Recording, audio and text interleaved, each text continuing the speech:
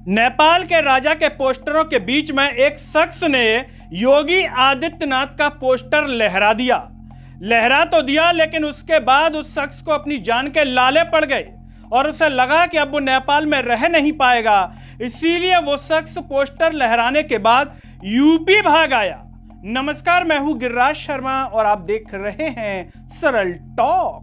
दोस्तों, रविवार के दिन नेपाल के भीतर नेपाल के पूर्व राजा जो है ज्ञानेंद्र वीर विक्रम शाह, ये त्रिभुवन अंतर्राष्ट्रीय हवाई अड्डे पर पोखरा से काठमांडू आ रहे थे और यहां पर इनके करीब 10,000 समर्थक पोस्टर लेकर के जो है आंदोलन कर रहे थे या एक तरीके से प्रदर्शन कर रहे थे। ये लोग प्रदर्शन इसलिए कर रहे थे क्योंकि यहां पर धीरे धीरे लोगों के बीच में ये मांग उठ रही है कि राजशाही वापस आनी चाहिए। मतलब राजा का जो राज है वो फिर से वापस आना चाहिए। लोकतंत्र में अब इनको विश्वास नहीं रहा। इसी आंदोलन के बीच में या इसी प्रदर्शन के बीच में एक शख्स जिसका नाम प्रदीप विक्रम राणा था, वो शख्स राजा ज्ञानेंद्र वीर विक्रम शाह के साथ साथ योगी आदित्यनाथ का पोस्टर भी साथ में लहराता है।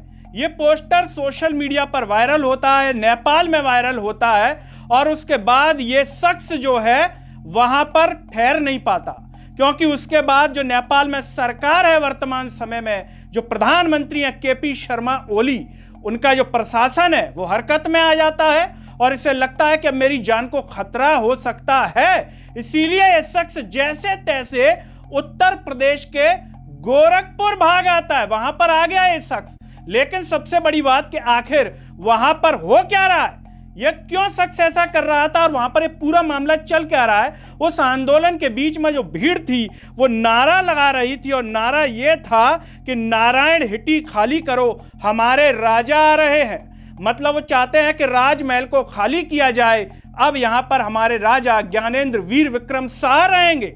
इसके बाद वहां के जो विष्णु रिजाल हैं, जो वर्तमान में सत्ता उसके एक है, उनका बयान आता है और वो कहते हैं कि जिस योगी की तस्वीर को लेकर प्रदर्शन किया गया है, उस योगी ने ज्ञानेंद्र को कुंभ में हिस्सा लेने के लिए नहीं बुलाया, जबकि इसी कुंभ में 50 करोड़ लोगों ने डुबकी लगाई। ये कह रहे हैं विष्णु रिजाल। और वो कहते हैं कि ऐसा तब है जब ज्ञानेंद्र खुद को, मतलब जब वो राजा है वो खुद को हिंदू हृदय सम्राट कहते हैं। मतलब वो वैल्यू बताना चाह रहे हैं कि इनकी वैल्यू क्या है। गणतंत्र का विरोध करते हुए उन्होंने इसे विदेशियों की व्यवस्था कह दिया। वो कह रहे हैं कि गणतंत्र का विरोध और विदेशियों की व्यवस्था है, और ऐसा कहकर उन्होंने जनता का अपमान किया। लेकिन फिर से राजा बनने के लिए विदेशियों की दलाली करने से कथित राष्ट्रवाद का मुखौटा भी अच्छी तरह से उतर गया। ये ज्ञानेंद्र पर आरोप लगा रहे हैं विष्णु रिजाल, और इसमें इनडायरेक्टली विदेशियों का हस्तक्षेप, मतलब भारत की ओर इशारा कर रहे हैं कि भारत के इशारे पर ऐसा किया गया।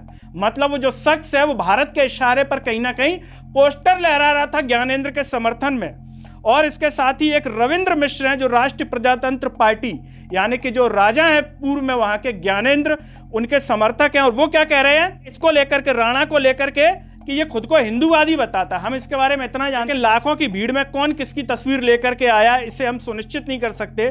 सिर्फ एक व्यक्ति योगी की पोस्टर लेकर खड़ा था, उस व्यक्ति ने अपना नाम भी बताया, प्रदीप विक्रम राणा। लाखों लोग जब सड़क पर आते हैं तो कई काम ऐसे हो जाते हैं जो नहीं होने चाहिए।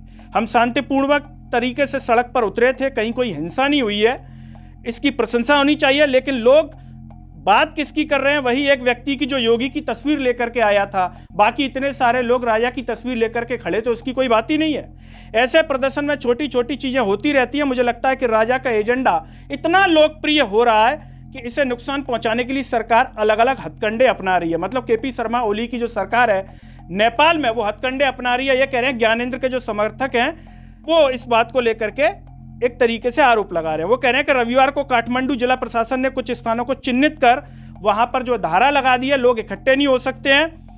आपको बता दें दोस्तों, 2008 में 239 साल पुरानी राजशाही व्यवस्था को खत्म किया गया था। नेपाल में लोकतंत्र आया था और 17 साल का अभी आकर नेपाल का लोकतंत्र हुआ, जिसमें 11 बार सरकारें बदल चुकी हैं। यानी कि लोकतंत्र को स्थापित करना इतनी छोटी बात नहीं है, बहुत बड़ी बात है। हिंदुस्तान ने आज़ादी के बाद लोकतंत्र स्थापित किया, इतने लंबे समय तक लोकतंत्र हमारे यहाँ चल रहा है। नेपाल में इतनी सरकारें बदल गई और अब ये हालात है। क्या लगता है दोस्तों आपको, क्या ये जो प्रदीप विक्रम राणा है ये किसी के कहने पर आया होगा, या इसके अंदर प्रेम होगा योगी को लेकर के, इसीलिए उसने जोश जोश में लहरा दिया और अपनी जान बचाने के लिए योगी बाबा के इलाके में पहुंच गया है। क्या योगी बाबा के इलाके में इस शख्स की जान बच पाएगी, सुरक्षित महसूस कर पाएगा? और क्या नेपाल में लोकतंत्र रहेगा या फिर राजशाही व्यवस्था लागू होगी, और क्या लागू हो जानी चाहिए? इस पर आपकी जो भी राय हो कमेंट बॉक्स में अपनी राय जरूर दीजिए। इस वीडियो को हर जगह शेयर कीजिए, चैनल को सब्सक्राइब कीजिए, साथ ही साथ सरल टॉक के Facebook, Twitter, Telegram, Instagram page को आप जरूर फॉलो कीजिए। अंत में सभी से एक अपील है दोस्तों, जब यूट्यूब पर आप ये वीडियो देख रहे होंगे तो नीचे जॉइन और थैंक्स का बटन होगा, उसके द्वारा आप हमें जरूर सपोर्ट कीजिए जिससे हम और बेहतर कार्य कर सकें। नमस्कार।